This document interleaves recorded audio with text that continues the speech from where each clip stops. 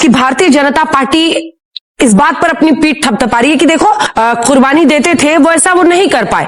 तो ये भारतीय जनता पार्टी का पीठ थपथपाने वाला ही विषय है, इसमें कोई और दूसरी बात नहीं हो सकती। पिक्चर चालू करो बे। सिद्धार्थ यादव जी, पहला प्रश्न आप ही से है कि भारतीय जनता पार्टी इस बात पर अपनी पीठ थपथपा रही है कि देखो कई ऐसे लोग हैं जो ये कह रहे हैं कि भाई जिस तरह से वो अब तक कुर्बानी देते थे वो ऐसा वो नहीं कर पाए। जानबूझकर मुस्लिम्स को तंग करते हैं देश में। चलिए शुरू करते हैं। देखिए अंजना जी, देश को कानून से चलाना किसी वर्ग को, किसी पंथ विशेष को तंग करना नहीं हो सकता। ना ही देश को कानून संगत चलाना हिंदू मुसलमान करना हो सकता है।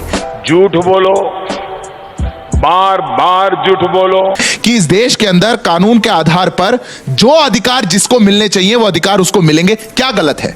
अगर हम कहते हैं कि घुसपैठ इस देश के अंदर रुकनी चाहिए, क्या गलत है? ठीक है। अगर जो काम 15 साल में टीएमसी नहीं कर पाई, 15 दिनों में हमने बंगाल में करके दिखा दिया, क्या गलत है? बोलने दे, तकलीफ हुआ है बेचारे को, बोल बोल।